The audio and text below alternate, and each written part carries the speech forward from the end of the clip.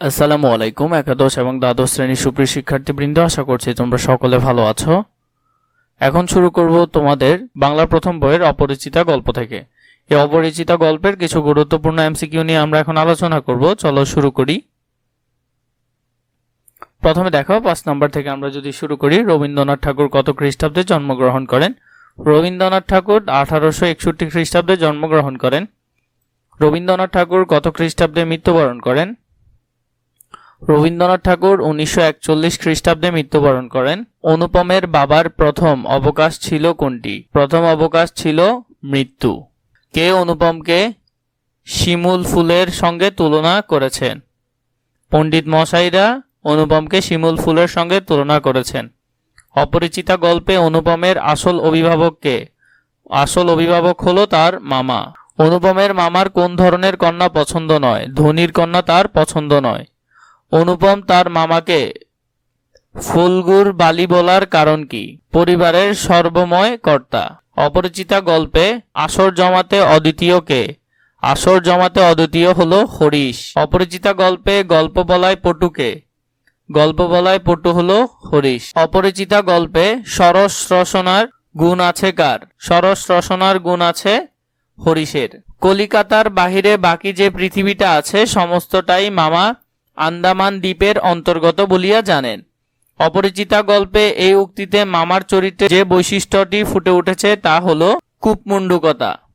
অপরিচিতা গল্পে কল্যাণীকে আশীর্বাদ করতে যায় তার বিনু দাদা। তিনি কোনো মতেই কারো কাছে ঠকিবেন না। তিনি বলতে অপরিচিতা গল্পে কাকে বোঝানো হয়েছে? এখানে তিনি বলতে মামাকে বোঝানো হয়েছে। শ্বশুরের সামনে অনুপমের মাথা হেট করে রাখার কারণ কি? মামার গহনা পরীক্ষার কারণে। অনুপমের মামার সাথে করে শেকরা নিয়ে যাওয়ার কারণ বিশ্বাসের অভাব। অপরিচিতা গল্পে বিয়ের অনুষ্ঠানে কন্যা গহনা মাপার মধ্য দিয়ে মামার কোন মনোভাব প্রকাশ পেয়েছে?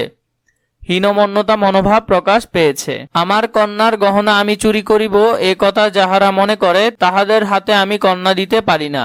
উক্তিটিতে প্রকাশ পেয়েছে শম্ভুনাথ বাবুর আত্মমর্যাদাবোধ। তবে চলুন আপনাদের গাড়ি বলিয়া দিই। উক্তিটিতে প্রকাশ পেয়েছে শম্ভুনাথ বাবুর প্রত্যাখ্যান।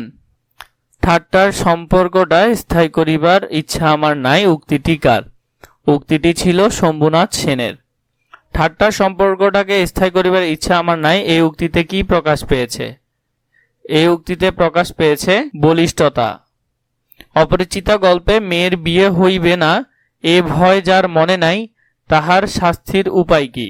উক্তিতে প্রকাশ পেয়েছে শম্ভুনাথ বাবুর সাহসিকতা। কোন ঘটনায় অনুপমের মন পুলকের আবেশে ভরে গিয়েছে? বিবাহ না করতে কল্যাণীর পণ। অপরিচিতা গল্পে কল্যাণী বিয়েতে কোন রঙের শাড়ি পরেছে বলে অনুপম কল্পনা করে? লাল রঙের শাড়ি পরেছে বলে কল্পনা করে। কল্যাণীকে বিয়ে না দেওয়ার কারণ কি? আত্মমর্যাদাবোধ। যে গাছে সে ফুটিয়াছে সে গাছকে সে একেবারে অতিক্রম করিয়া উঠিয়াছে। এই বর্ণনায় কল্যাণীর কোন বিদিকের কথা বলা হইয়াছে? মার্জিত সুরুচি। সে নিজের চারিদিকের সকলের চেয়ে অধিক রজনীগন্ধার শুভ্র মঞ্জিরির মতো সরল বৃত্তটির উপরে দাঁড়াইয়া যে গাছ ফুটিয়াছে সে গাছকে সে একেবারে অতিক্রম করিয়া উঠিয়াছে। এখানে কল্যাণীর কথা বলা হয়েছে। এখানে এটি কে? কল্যাণী। অপরিচিতা গল্পে রেল কর্মচারী কয়টি টিকিট বেঞ্চে ঝুলিয়েছে? 2টি টিকিট। অপরিচিতা গল্পে কল্যাণী কোন স্টেশনে নেমেছিল? কানপুর স্টেশনে নেমেছিল। অপরিচিতা গল্পে শম্ভুনাথ সেনের পেশা কি ছিল? তিনি চিকিৎসক ছিলেন। অপরিচিতা গল্পে কল্যাণী মাতৃ আজ্ঞা বলতে কি বুঝিয়েছেন? দেশ সেবায় আত্মনিয়োগ। অপরিচিতা গল্পে কল্যাণীর বিয়ে না করার সিদ্ধান্তের কারণ কি ছিল? আত্মমর্যাদা।